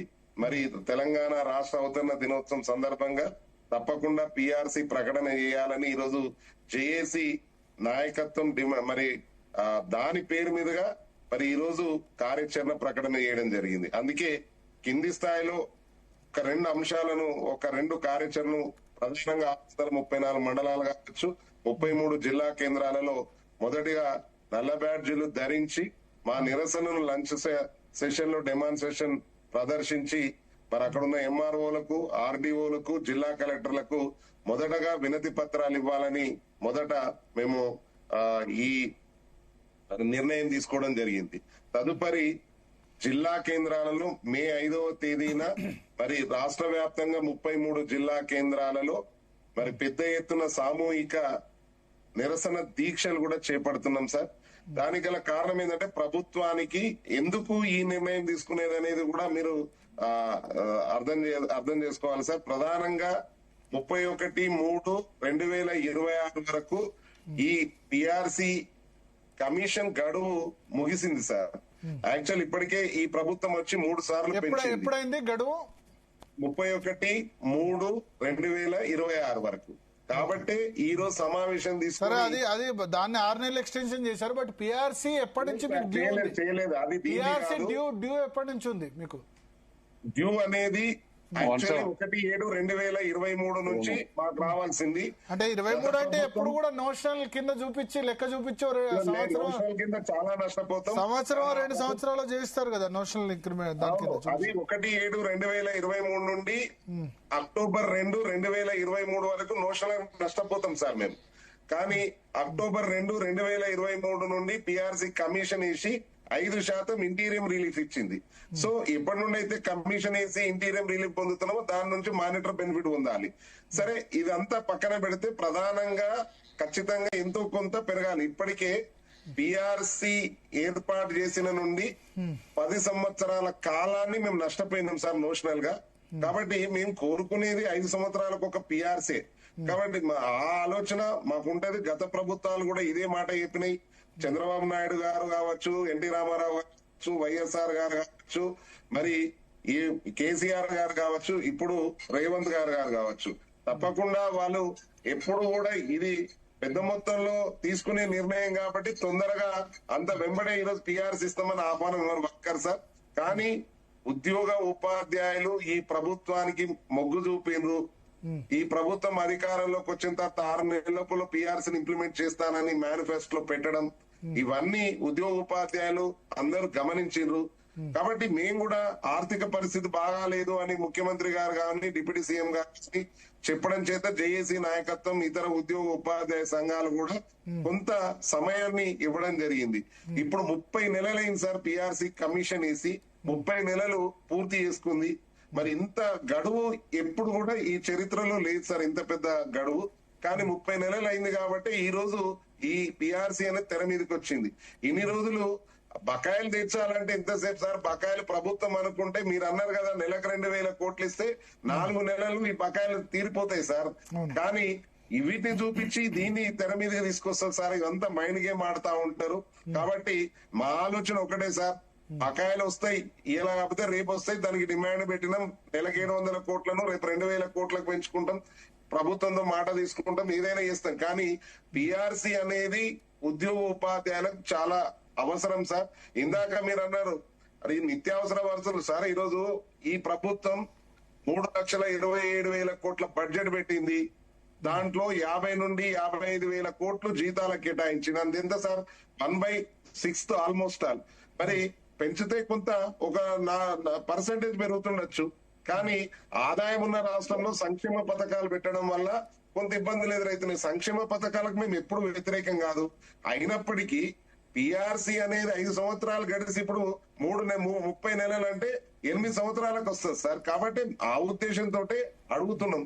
మాకు తప్పకుండా పిఆర్సీ అనేది ఎట్టి పరిస్థితుల్లో ఇంప్లిమెంట్ జరగాలి అనేది కార్యాచరణలో మొదటి డిమాండ్ గా. సార్ లచ్చిరెడ్డి గారు జాయిన్ అయ్యారు, ఒకసారి లచ్చిరెడ్డి గారు తీసుకుందాం.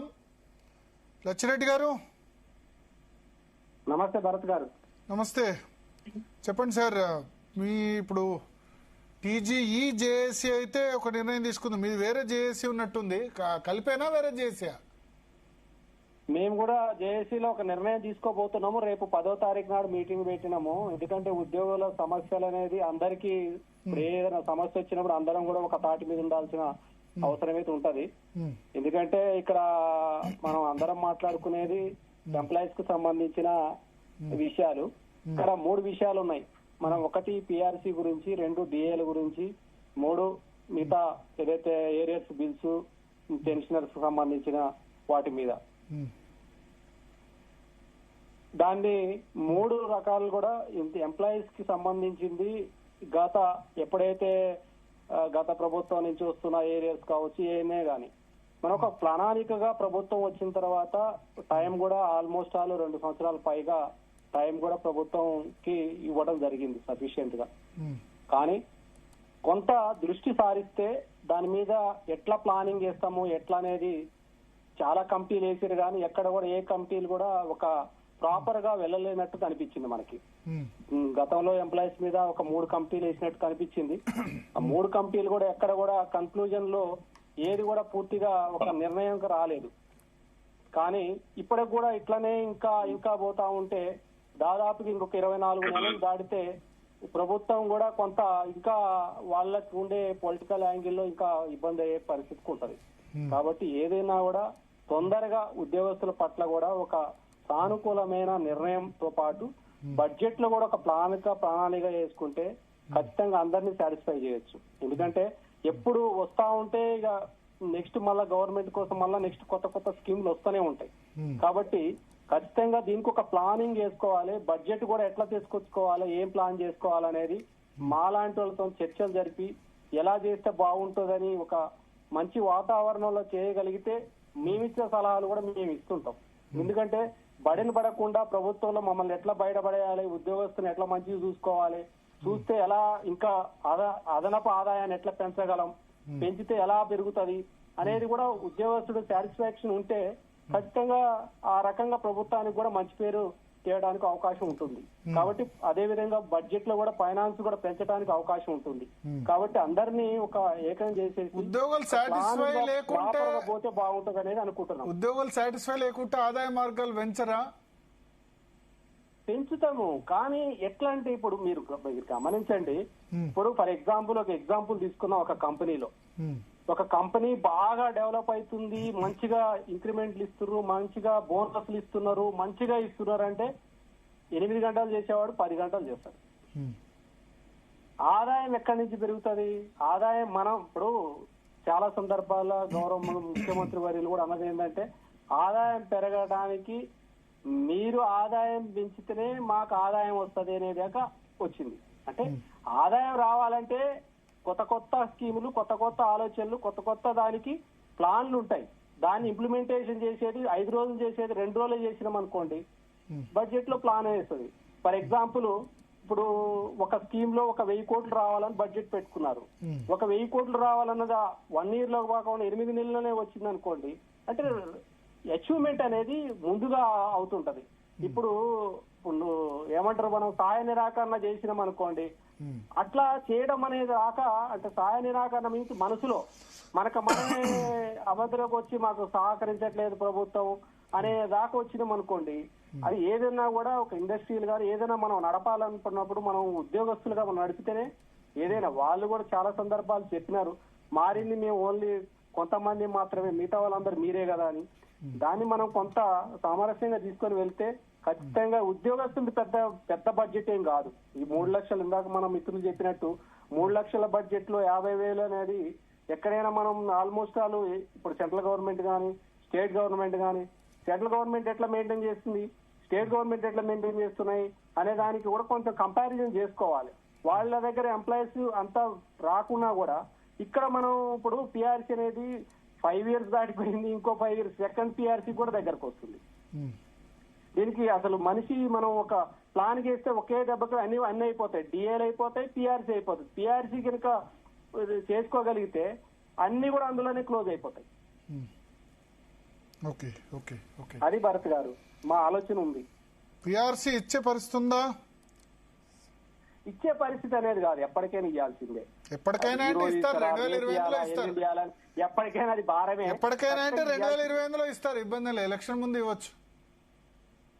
అట్లని కాదు కానీ ఒక ప్లాన్ అయితే ఉండాలి కదా భరత్ గారు, దానికి ఇవ్వాలన్నా ఎలక్షన్ ముందు డిఏలు 5 కూడా ఇచ్చే పరిస్థితి. డిఏలు 5లో కనీసం 2-3 కూడా క్లియర్ చేయించుకునే పరిస్థితి లేదు కదా.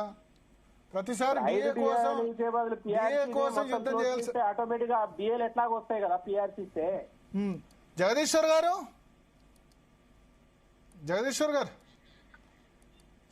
లేరా? సో ఇప్పుడు అంటే డిఏ బదులు మీరు పిఆర్సీ గురించి ఫైట్ చేయాలంటారు, అంతేనా? అంతే కదా, పిఆర్సీ ఇస్తే అన్ని సమస్యల పరిష్కారం. పిఆర్సీ ఫిట్మెంట్ సంబంధించి తక్కువ ఒకవేళ వచ్చింది అనుకోండి, లాస్ట్ టైం కేసీఆర్ గవర్నమెంట్ లో 7.5% ఇచ్చారు ఫిట్మెంట్. దాని తగ్గట్టు ఇప్పుడున్న పరిస్థితులు, ఇప్పుడు పెరుగుతున్న రేట్లు, దానికి అనుకూలంగా ఇవన్నీ అనాలిసిస్ ఉంటాయి కదా భరత్ గారు, మీకు తెలుసు కదా. ఫిట్మెంట్ చేసేటప్పుడు ఇప్పుడున్న పరిస్థితులను బట్టి, ఇప్పుడు ఉన్న రేట్లను బట్టి, ఇప్పుడు ఇస్తున్న దాన్ని బట్టి, ఇస్తున్న శాలరీస్ బట్టి ఇవన్నీ కూడా క్యాలిక్యులేషన్ లోకి వస్తాయి. ఓకే. సో ఇప్పుడు మీ జేఏసీ కూడా మీరు కూడా నిర్ణయం తీసుకుంటున్నారా? తీసుకోవాలి, తప్పదు. ఇప్పుడు ఎంప్లాయీస్ తరపు నుంచి మనం కూడా ఖచ్చితంగా ఉండాల్సిందే. అంటే మీ కార్యాచరణ ఎట్లా ఉంటుంది? మీ దానిలో ఎన్ని సంఘాలు ఉన్నాయి? ఒక నిర్ణయం తీసుకొని దాదాపుగా 100 సంఘాల పైగా ఉన్నాయి. వాళ్ళందరితో ఒక కన్సిడరేషన్ తీసుకొని, ఒక కాన్ఫిడరేషన్ వాళ్ళందరినీ కలుపుకొని వాళ్ళు ఏ నిర్ణయాన్ని తీసుకుంటే ఆ నిర్ణయం అందరం కూడా ఉమ్మడిగా తీసుకోవాల్సి వస్తుంది. ఓకే. సో ప్రభుత్వానికి సంబంధించి చూసుకుంటే ప్రభుత్వానికి సంబంధించిన ఆదాయం అయితే పెరగలే పెద్దగా, జిఎస్టీ గ్రోత్ రేట్ లేదు, ల్యాండ్ రిజిస్ట్రేషన్ మీరే చెప్పాలి ఎందుకంటే మీరు రెవెన్యూ డిపార్ట్మెంట్ కాబట్టి, ల్యాండ్ సంబంధించిన రిజిస్ట్రేషన్ రెవెన్యూ కూడా పెరగలేదు, ట్రాన్స్పోర్ట్ రెవెన్యూ పెరగలేదు, ఆల్కహాల్ లిక్కర్ రెవెన్యూ మాత్రం పెరిగింది అంతే. మిగతావన్నీ కొంచెం డీ గ్రోతే కనిపిస్తున్నాయి. ఇప్పుడు ప్రపంచం అంతా అంతే ఉంది భరత్ గారు. ప్రపంచం అంతా అంతే లేదు, లేదు లచ్చిరెడ్డి గారు జిఎస్టీ, నేను జిఎస్టీ గ్రోత్ రేట్ చెప్పమంటారా? లాస్ట్ మంత్ ప్రపంచం అంతా లేదు, వేరే రాష్ట్రాలు చాలా బాగున్నాయి జిఎస్టీ గ్రోత్ రేట్ లో. ఈ మంత్ జిఎస్టీ రేట్లు అన్ని రాష్ట్రాలు తగ్గినాయి చూడండి. ఈ మంత్ ఇరాన్ ఇజ్రాయెల్ యుద్ధం అది వేరే సంగతి, కానీ మీరు మార్చ్ చూస్తే కనుక జిఎస్టీ కలెక్షన్ సంబంధించి చాలా లాస్ట్ ఇయర్ తో పోలిస్తే చాలా బాగున్న స్టేట్స్ చాలా ఉన్నాయి. ఒకసారి చూడండి, ఎందుకంటే యుద్ధంతోనే దాదాపు గత 3 నెలల నుంచి జిఎస్టీ చాలా, యుద్ధం మొదలై 1 నెల 28 నుంచి మార్చి వరకు ఇప్పుడు కదా యుద్ధం మొదలైంది ఓన్లీ ఫిబ్రవరి 25 నుంచి మార్చి ఆ నెల మొత్తం అయింది అంతేగా తప్ప మొత్తం ఏం కాలేదు. 2 లక్షల కోట్లు టచ్ అయింది మొన్న అవును ఫస్ట్ టైం కేంద్ర ప్రభుత్వానికి సంబంధించి జిఎస్టీ ఆదాయం. చాలా గవర్నమెంట్ కూడా ఆదాయాలు పెంచడానికి చాలా స్కీములని కూడా ముందుకు తీసుకొస్తుంది. ఇండియాస్ గ్రాస్ జిఎస్టీ మీరు అన్నారు కదా, ఈ యుద్ధ సమయంలో కూడా హైయెస్ట్ 2 లక్షల కోట్లు టచ్ అయింది దేశవ్యాప్తంగా జిఎస్టీ ఫస్ట్ టైం ఇది. అది బిఫోర్ మంత్ మార్చి మంత్ చెప్తున్నా నేను. మార్చి ఒకటే నెల దేశవ్యాప్తంగా చెప్తా. దేశవ్యాప్త రెవెన్యూలో అద్భుతమైన గ్రోత్ రేట్ ఉంది. మనం కంపారిజన్ చేయటండి ఈ సంవత్సరానికి 2025 కి ఈ రెండు కంపారిజన్ చేస్తే మనకి ఈ మంత్ లో తగ్గింది అనుకుంటే మనం తగ్గింది అనుకోవాలా. లాస్ట్ మంత్ కి ఆ మంత్ చూడొద్దు మనం. ఓకే నేను లాస్ట్ మంత్ అనట్లేదు. మార్చి పోలిస్తే అంతకుముందు మార్చితో పోలిస్తే దేశవ్యాప్తంగా ఉన్న రెవెన్యూ జిఎస్టీ 2 లక్షల కోట్ల దాటింది ఫస్ట్ టైం. అవును. సో అది 2,064 కోట్లు. సిజిఎస్టీ 40,549 కోట్లు, ఎస్జిఎస్టీ 53,268 కోట్లు, ఐజిఎస్టీ 106,246 కోట్లు. అవును. సో అది గ్రోత్ రేట్ ఏం పెద్దగా కనిపించలేదు. ఓవరాల్ గా 2023-24 యావరేజ్ మంత్లీ కలెక్షన్ 1.68 కోట్లు అయితే 2024-25 1.84 కోట్లు. ఈ ఆర్థిక సంవత్సరంలో 1.9 నుంచి 1.92 కోట్ల వరకు వచ్చింది. అండ్ దేశవ్యాప్తంగా ఇయర్ ఆన్ ఇయర్ గ్రోత్ 8.2% నమోదైంది GST growth rate. But versus Telangana ఆ విధంగా కనిపించలేదు. తెలంగాణ 3-4%, 5% మాత్రమే గ్రోత్ రేట్ ఉంది. దేశ యావరేజ్ కంటే కూడా తక్కువ ఉంది. అంటే ఈ డాటా ప్రకారం చూస్తే నేను ఇప్పుడు చూస్తున్న డాటా ప్రకారం ఈ మంత్ తర్వాత నెక్స్ట్ మంత్ మనకి బాగా రిజిస్ట్రేషన్స్ మిగతా అన్ని కూడా నీకు చాలా గ్రోత్ రేట్ పెరుగుతుంది. రిజిస్ట్రేషన్స్ కావచ్చు, మిగతా ల్యాండ్ కూడా కొంత ఇప్పుడు ఈ వారితో కొంత ఎక్కువ కన్స్ట్రక్షన్ బిజినెస్ కూడా కొంత రేట్స్ వల్ల కూడా కొంత స్తబ్దతగా ఉంది. ఇప్పుడు పెరుగుద్ది అంటారు. పెరగడం వల్ల మీకు కూడా పెరుగుతుంది అంటారు, అంతేనా? అవును. తెలంగాణకు సంబంధించి చూసుకుంటే 2024-25లో జిఎస్టీ ద్వారా వచ్చిన ఆదాయం దాదాపు 35,924 కోట్ల దగ్గరలో ఉన్నట్టుంది. అవును. సో భుజంగరావు గారు జాయిన్ అయ్యారు. ఒక్క నిమిషం మీరు లైన్లో ఉండండి. భుజంగరావు గారు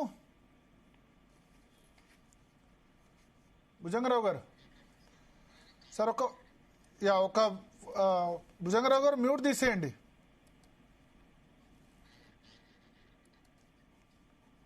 ఎవరండి? ఒక్క నిమిషం భుజంగరావు గారు సెట్ చేసుకునేంతలో కొత్తగూడెం నుంచి భార్గవ్ గారు ఉన్నారు ఫోన్లో మాట్లాడడానికి. భార్గవ్ గారు చెప్పండి. సార్ నమస్కారం అండి. నమస్కారం. ప్యానెల్లో ఉన్న సభ్యులందరికీ నమస్కారం అండి. మా ఉద్యోగుల సమస్యలపై ఐక్యంగా గలమెత్తాలనుకుంటున్న టీజీ జేఏసీ మరియు అవతల ఇంకొక జేఏసీగా ఏర్పడ్డ లక్ష్రెడ్డి గారికి ఇద్దరికి కూడా శుభాభినందనలు. ముందుగా ఇప్పుడు ఉద్యోగస్తులకి కావాల్సినటువంటి పిఆర్సీ ఏదైతే ఉందో ఆ పిఆర్సీకి సంబంధించి ముందుగా మనము ఉద్యమ కార్యాచరణ అనేది ముందుకు తీసుకొని వెళ్తే దానితో పాటుగా పెండింగ్ సమస్యలు చాలా అనేక పెండింగ్ సమస్యలు ఇచ్చారు. ఆ పెండింగ్ సమస్యలన్నీ కూడా పిఆర్సీలో కొట్టుకుపోయేవి అనేది మా అభిప్రాయం sir. Okay. So main PRC కోసం డిమాండ్ చేయాలి, అంతేనా? మెయిన్ డిమాండ్ పిఆర్సీ కోసం డిమాండ్ చేస్తే వాటిల్లో ఆల్మోస్ట్ ఆల్, ఎందుకంటే ప్రాథమిక సభ్యుడికి ఎప్పుడైనా సరే ఆల్మోస్ట్ ఆల్ ఇప్పుడు వాళ్ళు జేఏసీ మీటింగ్స్ పెట్టినప్పటికీ లేకపోతే వివిధ సంఘాల యొక్క వాటి ఎగ్జిక్యూటివ్ కమిటీ మీటింగ్స్ పెట్టినప్పుడు కూడా ఒక సెక్షన్ ఆఫ్ పీపుల్ కి సంబంధించి వారి యొక్క సమస్యల పరిష్కారం దిశగానే చూస్తున్నారు తప్పితే ప్రతి ప్రాథమిక సభ్యుడికి కామన్ జేఏసీ అనేది ఏంటి, అందరికీ కూడా కేంద్రీకృతంగా ఉండే సమస్యలన్నింటినీ కూడా జేఏసీ వేదికగా మనం పరిష్కరించుకోవాలి అనేది వారి ఐక్య కార్యాచరణలో భాగం. కాబట్టి అందరికీ కేంద్రీకృతంగా ఉండే సమస్య పిఆర్సీ ఒక్కటే మేజర్ సమస్య. 1/7/2023 నుంచి ఈ రోజు వరకు కూడా పెండింగ్. ఇంకొక 5 నెలలు అయితే అది 3 సంవత్సరాలు దాటిపోతుంది. అంటే ఒక్కొక్క ఉద్యోగి దాదాపుగా ఒక 2 లక్షల రూపాయల నష్టం. దానితో పాటుగా ప్రతి నెల ఒక 28,000 రూపాయలు సగటు ఉద్యోగి అప్పు చేసి వారి కుటుంబాన్ని పోషించాల్సిన పరిస్థితి వస్తుంది. కాబట్టి మన నాయకత్వం మొత్తం కూడా ఫస్ట్ మెయిన్ ఎజెండా పిఆర్సీ అనేది పెట్టుకొని ముందుకెళ్లి ఉద్యమ కార్యాచరణ ప్రకటిస్తే దీనికి ఒక సార్థకత ఉంటుంది అనేది మా భద్రాద్రి జిల్లా పక్షాన మా అభిప్రాయం. Okay okay okay yes Bhujangarao garu వినబడుతుందా? నమస్తే. నమస్తే నమస్తే. మీ వాయిస్ వినబడుతుంది యా సార్ ఎస్ చెప్పండి. సో ఏంది ఇప్పుడు సొల్యూషన్? 13వ తేదో 14వ తేదో సార్ మే 11 మళ్ళీ ఒకసారి జేఏసీ సమావేశం ఉంటుందని చెప్పారు. నల్ల బ్యాడ్జీలు పెట్టుకుంటా 17వ తేదీ అని చెప్తున్నారు. అలా స్టేజ్ దాటిపోయింది సార్. నల్ల బ్యాడ్జీలు పెట్టుకుని నిరసన ప్రదర్శించేటువంటిది ఆ స్టేజ్ ఎప్పుడో దాటిపోయింది. ఇది ఎట్లా అయిపోయిందంటే జేఏసీ ఉద్యమ కార్యాచరణ ప్రణాళిక నాన్నా పులి మాదిరిగా అయిపోయింది. ప్రకటించడం సర్దుకోవడం, ప్రకటించడం సర్దుకోవడం. 3 మీటింగ్లు ఇంతకు ముందే జరిగినాయి. 3 సమావేశాల్లో 3 రకాలైనటువంటి కమిటీలు ఏర్పడ్డాయి. జేఏసీతో చర్చలు జరిగినాయి.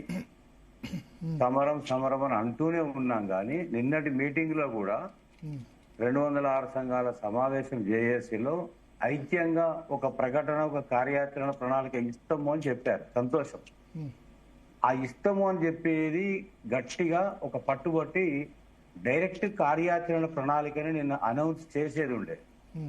ఎందుకంటే ఇంకా నిరసన, ఇంకా మన భావ వ్యక్తీకరణ, ఇంకేదో మనం ప్రచారం చేసుకునే దాంట్లో లేరు. ఉద్యోగులు, ఉపాధ్యాయులు, పెన్షనర్స్ నలిగిపోతూ రగిలిపోతూ మనోవేదనకు గురవుతున్నటువంటి సందర్భం వచ్చేసింది. ఎప్పుడు కార్యాచరణ ప్రణాళిక ఇస్తారో ప్రభుత్వము సీరియస్ గా స్పందిస్తుందని ఆశగా ఎదురు చూస్తున్నటువంటి సందర్భం ఇప్పుడు ఉంది. మరి మళ్ళీ నిన్న సమావేశంలో చూస్తే 5వ తారీఖు నిరసన భోజన సమయాల్లో, ఆ తర్వాత 2 వారాల తర్వాత సామూహిక దీక్ష మే 5, ఆ తర్వాత మే 14 నుంచి మళ్ళొక సమావేశం పెట్టుకొని కార్యాచరణకు పోవాలా లేదా అనేటువంటి ఆలోచన జరుగుతున్నట్టు తెలిసింది. చాలా సంఘాల నాయకులు కూడా అందులో పాల్గొన్న వాళ్ళు బయటికి వెళితే చెప్పుకోవడానికో, జనాన్ని, ఉద్యోగ ఉపాధ్యాయ పెన్షనర్స్ ను సంతృప్తి పరచడానికో, మరి ఈ రకమైనటువంటి మనది కరెక్ట్ కాదు అనేటువంటి గట్టిగా పట్టుబట్టినటువంటి సందర్భం కూడా ఉంది. నాయకత్వం మీద ఒత్తిడి కూడా పెరిగిన మాట వాస్తవం. ఏదైనా గట్టిగా పట్టుబట్టి చివరికంట ఒక మాట మీద నిలబడి రాజీ పడకుండా, రాజీ కుదుర్చుకోకుండా, మనం చల్లబడకుండా ఉంటేనే ఈ ప్రభుత్వ మెడలు వంచగలుగుతాం, మనకు రావాల్సినవి తీసుకోగలుగుతాం. ఇప్పుడు చూడండి, మీరు ఎన్ని డిబేట్స్ పెట్టారంటే నిజంగా మీకు ధన్యవాదాలు చెప్పాలి. ఎన్ని డిబేట్స్ పెట్టినా, ఎంత చేసినా రిటైర్డ్ వాళ్లకు రావాల్సినవి మాత్రం రావడం లేదు. కొంత అక్కడక్కడ గ్రాట్యుటీ కొందరికి రిలీజ్ చేసిరు, కొందరికి జీపీఎఫ్ అమౌంట్స్ వచ్చింది. నేనేమంటున్నా సార్ అంటే, అరే ఇన్ని లక్షల కోట్లు అప్పు చేసిన ఈ ప్రభుత్వం ఏకపక్షంగా ఒకేసారి ఎందుకు ఇవ్వలేకపోతుంది? ఇది మాతోని రిటైర్డ్ వాళ్ళతో ఆడుకోవడం ఏంటండి? వాళ్ళ ఉసురు పోసుకోవడం, వాళ్ళ కోసం పెట్టుకోవడం ఎందుకు? ఇప్పుడు 5 DL అంటే ఇలా పొద్దున వాకింగ్ పోతే రిటైర్డ్ వాళ్ళు అనుకుంటున్నారు, ఉద్యోగస్తులు అనుకుంటున్నారు. ఇక 5 DL ఆయన ఏడు మనం తీసుకోము, ఇక పిఆర్సీలో మొత్తం జమ చేసి కలిపేసి మర్జీ చేసి పిఆర్సీ ఇస్తాడేమో. అది కూడా ఇప్పుడు ఇయ్యడేమో, ఎన్నికలకు పోయే ముందు ఏమన్నా ప్రకటన చేస్తాడేమో. ఎప్పుడో వచ్చింది నివేదిక. ఆ వచ్చినటువంటి నివేదికను వాళ్ళు ఇవ్వకుండా ఆపుతున్నదే పిఆర్సీ చైర్మన్ శివశంకర్ గారిని ప్రభుత్వం ఆపుతుంది. నివేదిక ఎప్పుడో సిద్ధమైంది. ఇదంతా కూడా ప్రభుత్వం ఆడుతున్నటువంటి డ్రామా, నాటకాలు అనేటువంటి పరిస్థితి ఉంది. తర్వాత గవర్నమెంట్ దగ్గర అప్పులు లేవు, డబ్బు ఆర్థిక వెసులుబాటు లేదు, అప్పులై ఉన్నాయి అంటే ఏ ప్రభుత్వం అయినా కూడా కంటిన్యూస్ ప్రాసెస్ లో డెబిట్స్ ఉంటాయి, క్రెడిట్స్ ఉంటాయి, లోన్స్ ఉంటాయి. నడుస్తున్న దాంట్లో ఆ కంటిన్యూస్ ప్రాసెస్ ఇవన్నీ మామూలే. కానీ ఇంత ఇదిగా ఉద్యోగ ఉపాధి తీవ్ర కార్యాచరణ అంటే ఏంది?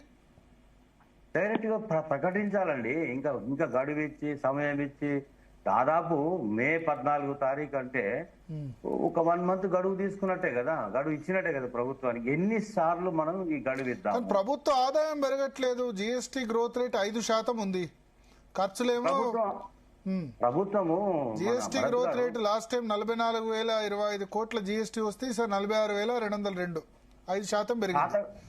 5% పెరిగింది. మహారాష్ట్రలో 13% పెరిగింది, అస్సాంలో 14%, హర్యానాలో 22%. ఇంత గ్రోత్ రేట్ ఉంది. మన దగ్గర గుజరాత్ లో 10%. మన తెలంగాణ చక్కదనం ఏంది? తెలంగాణలో 5% మాత్రమే పెరిగింది. చాలా గొప్ప ఖర్చులేమో పరిపాలన. విపరీతంగా పెరిగిపోయినాయి. అవును సార్, గొప్ప పరిపాలన, గొప్ప పాలకులు, గొప్ప దక్షత, గొప్ప సామర్థ్యము, గొప్ప విజను, సంపదను పెంచే గొప్ప సృష్టి, ఈ రకమైనటువంటి పరిపాలన తగలబడ్డది కాబట్టి అందరి బ్రతుకులు ఈ విధంగా తగలబడ్డాయి.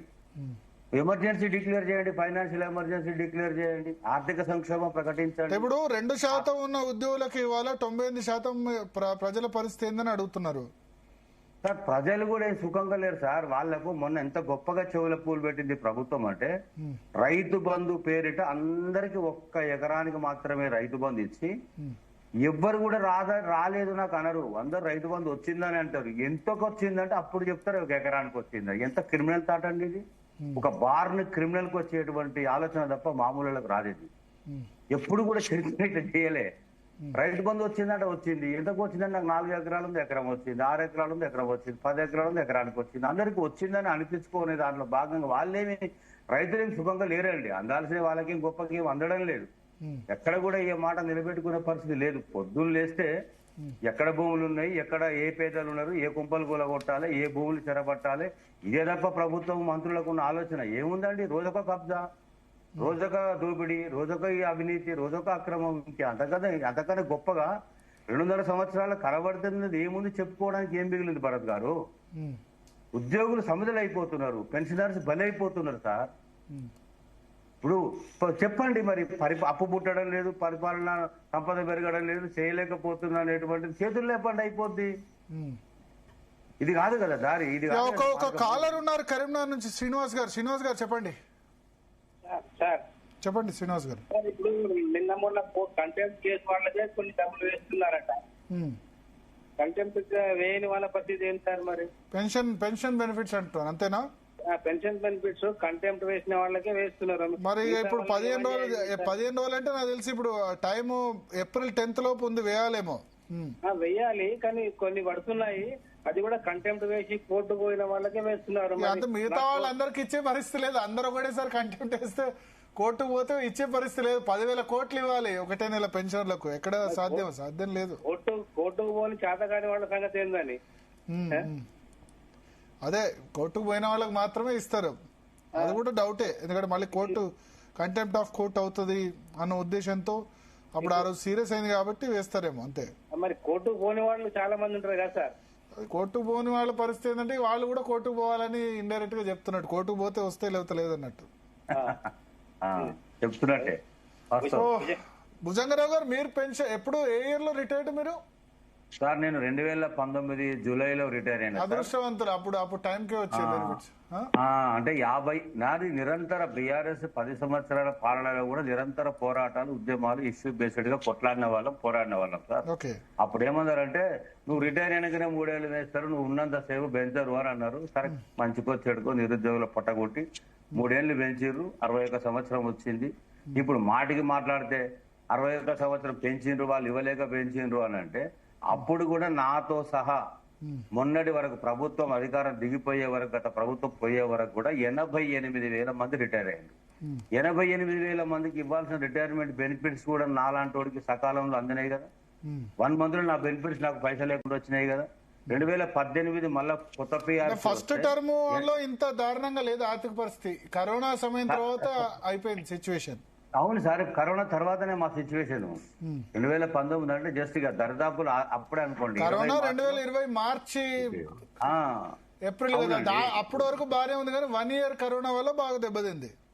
సార్ భరత్ గారు, ఆఫ్టర్ కరోనా కూడా పెన్షనర్స్ వాళ్ళకి రావాల్సినవి వచ్చినాయి సార్. ఒక డిఏ ఆగొచ్చు, మెడికల్ బిల్స్ కొంచెం లేట్ కావచ్చు, మా జీతాలు కొందరికి ఆపి ఇవ్వకపోవచ్చు. కానీ పెన్షనర్స్ ఆనాడు కూడా ఇబ్బంది పడలేదు సార్. అది వాస్తవం. ఇది పెన్షనర్స్ ఇవాళ ఉన్నారు కదా, ఇట్లా ఇంత దారుణంగా లేదండి పరిస్థితి. ఓకే నేనేమంటున్నా సార్ అంటే ఉద్యోగంలో ఉన్న వాళ్ళు 2 రోజులు బతుకుతారేమో కానీ పెన్షనర్స్ అట్లా లేదు సార్ పరిస్థితి. చాలా ఘోరంగా ఉంది వాళ్ళ పరిస్థితి. ఓకే ఏం చెప్తే ఈ ప్రభుత్వం ముద్దు నిద్ర వీడుతుందో నాకు అర్థం కావడం లేదు. ఓకే మెట్రోకు పోయి ఒప్పందం చేసుకున్నారు, 15,000 కోట్లు మీకు ఇచ్చేస్తాం, గవర్నమెంట్ హ్యాండ్ ఓవర్. 15,000 కోట్లు అంటే దానిలో ఇచ్చేది ఆ స్టేక్స్ అన్ని పోను 1,000-2,000 కోట్లే, మిగతా అవును సార్, అది కూడా శాతం అయితే లేదు కదా, అది కూడా ఏడైతుంది సార్. ఇప్పుడు ఎంతసేపు చూద్దాం లెటర్స్ అంటే మీరు ఒక్క మాటలు చెప్పండి, చర్చ క్లోజ్ చేయాల్సిన సమయం అయింది. అవునవును సార్. ఏంది తీవ్రమైన కార్యాచరణ ఏంటి మీ ఉద్దేశంలో? తీవ్రమైన కార్యాచరణ అంటే పెన్ డౌన్ చేయాలి సార్, సమ్మె ప్రకటించాలి, సమ్మెకు పోవాలి. ఉద్యోగ ఉపాధ్యాయులు సమ్మె నోటీస్ ఇవ్వండి.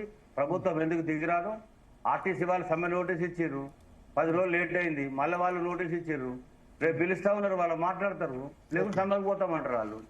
అరే కార్మికులకు చేతన అవుతుంది, మనం ఉద్యోగ ఉపాధ్యాయ పెన్షనర్స్ మేధావులము, మనతో ఎందుకు కావడం లేదు? పోరాడలేదు, ఇట్లాంటి ఉద్యమాలు మేము చేయలేదు సార్, పోరాటాలు చేయలేదా? బరాబర్ వచ్చినాం, ప్రభుత్వాలు మెడలు వచ్చినాం, తీసుకున్నాం, ఇట్లా అడుక్కోలేదు సార్, ఆశించుకోలే, డిమాండ్ చేసి తీసుకున్నాం, కండిషనల్ గా తీసుకున్నాం. Okay so thank you Bhujangarao garu. Thank you. అంతకుముందు జాయిన్ అయిన లచ్చిరెడ్డి గారికి, మారం జగదీశ్వర్ గారికి, ఏలూరు శ్రీనివాసరావు గారు, అదేవిధంగా పిఆర్టీ దామోదర్ రెడ్డి గారు, శ్రీపాల్ రెడ్డి గారు చాలా మంది జాయిన్ అయ్యారు. చూద్దాం. ప్రభుత్వ ఉద్యోగులు అయితే ఏప్రిల్ 17వ తేదీన నల్ల బ్యాడ్జీలు ధరించి నిరసన చెప్తామంటారు. మే 13వ తేదీన అంటే 1 మంత్ దాదాపు 35 రోజులు సమయం ఇచ్చారు ప్రభుత్వానికి. బట్ ఇప్పుడున్న పరిస్థితిలో ప్రభుత్వ ఆదాయ మార్గాలు పెరిగింది, అప్పులు పెరుక్కుంటూ ఇంకా చాలా 6 గ్యారంటీల్లో చాలా అమలు చేయాల్సిన పరిస్థితిలో ప్రభుత్వం అయితే ఇచ్చే పరిస్థితిలో అయితే కనిపించట్లేదు. సో చూద్దాం ప్రభుత్వం ఈ విషయంలో ఎటువంటి నిర్ణయం తీసుకుంటుందో. నెక్స్ట్ చాలా important topic, Iran, Israel, America మధ్య యుద్ధం ముగిసినట్టు ప్రకటించారు. సో ఈ యుద్ధంలో ఎవరు గెలిచారు? అమెరికాదా గెలుపు, ఇరాన్ దా? ఇంకా అయిపోయినట్టేనా? క్రూడ్ ఆయిల్, ముడి చమురు ధరలు ఇంకా దిగివచ్చినట్టేనా? వంట గ్యాస్ కష్టాలు తీరినట్టేనా? బ్రేక్ తర్వాత చర్చిద్దాం. షార్ట్ బ్రేక్ తీసుకుందాం. స్ట్రేట్